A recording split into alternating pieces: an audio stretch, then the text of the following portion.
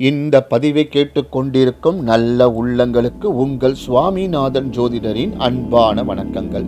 இன்றைக்கு நம்ம யூடியூப் சேனல்ல சுவாமி பேருக்கே அர்ச்சனை பண்ணிருங்க என்று சொல்வது சரிதானா, சொல்லலாமா என்பதை பத்தி இந்த பதிவுல விரிவா சொல்ல போறேன்.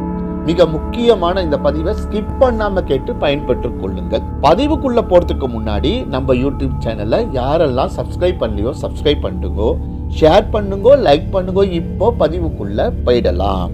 உங்களது பெயர், குலம், கோத்திரம் சொல்லுங்கோ என்று சிவாச்சாரியார் கேட்டவுடன் தான் சிலருக்கு ஓரிரண்டு டக்குன்னு ஞாபகம் வராது. சிலர் மிக சரியாக உடனே சொல்லி விடுவாங்க. இன்னும் சிலர் இதை அச்சடித்து தங்கள் கைப்பையிலேயே வைத்திருப்பார்கள்.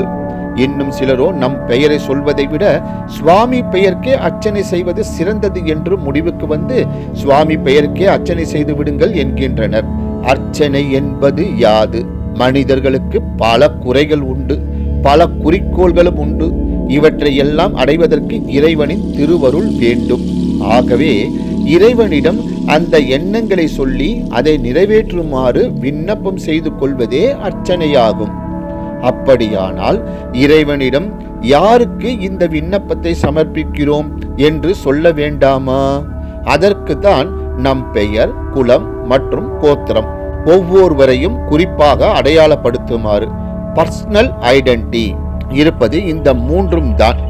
தங்களுடைய பெயரோடு ஊரையும் சேர்த்து சொல்வது மரபாக இருந்து வந்தது. இன்றும் பலர் தங்கள் பெயரோடு ஊரையும் சேர்த்து சொல்கின்றனர்.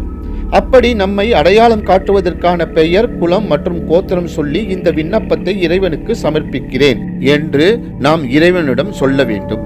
நமக்கு மந்திரங்கள் தெரியாத காரணத்தினாலேயே அந்த அர்ச்சகர் நமக்காக நம் பொருட்டு அந்த மந்திரங்களை சொல்லி சமர்ப்பிக்கிறார் என்று தமிழில் அர்ச்சனை செய்யலாம். முறையாக பார்த்தால் நமக்கு நாமே தான் அர்ச்சனை செய்ய வேண்டும். ஆனால் அதற்கும் ஒரு ஆள் வைத்து செய்கின்றோம். தவறில்லை, நாமே செய்வது சிறப்பு. அர்ச்சனை என்பது பாட்டேயாகும் என்பதை சுந்தர பெருமாள் வரலாற்றில் உணர்த்துவதாக சேக்கிழார் மொழிகிறார். இறைவனை போற்றி பாடிவிட்டு நம் விண்ணப்பங்களையும் அதோடு சேர்த்து சொல்கிறோம். இதுவே அர்ச்சனையாகும். குறைகளும் குறிக்கோள்களும் உள்ள நாம் இறைவனிடம் விண்ணப்பம் செய்து அர்ச்சனை செய்கின்றோம். இறைவன் பெயருக்கே அர்ச்சனை செய்வது என்றால் என்ன? இறைவன் தனக்கு என்று எந்த தேவையும் இல்லாதவன். அவனும் யாரிடமும் போய் எதையும் கேட்கும் அவசியம் இல்லை. அப்படி என்றால் இறைவன் பெயருக்கு அர்ச்சனை செய்வது என்பது அர்த்தமற்றதாகும். நம்முடைய பெயரை இறைவன் திருமுன் சொல்லி அவனை போற்றி நம்முடைய விண்ணப்பங்களையும் அவனிடம் வைப்பதே அர்ச்சனையாகும். ஆகவே அர்ச்சனை நம் பெயரை சொல்லியே செய்ய வேண்டும். இறைவனிடம் நமக்கு வேண்டியதை கேட்கும் போது நமக்கு சரி என்று தோன்றுவதை கேட்கின்றோம், நம் ஆசைகளை சொல்கின்றோம். ஆனால் நிஜ உலகில் அதுவே நமக்கு வேறு பிரச்சனைகளை கொண்டு வந்து தந்து விடுகின்றது. ஆகவே நமக்கு என்ன சரியாக வேண்டும் என்பது பெரும்பாலும் நமக்கே தெரிவதில்லை. நம்மை பற்றி நமக்கு தெரிவதை விட முக்காலும் முழுவதும் அறிந்த இறைவனுக்கு நமக்கு என்ன வேண்டும் என்பதும் நமக்கு என்ன கொடுக்க வேண்டும் என்பதும் நன்றாகவே தெரியும்.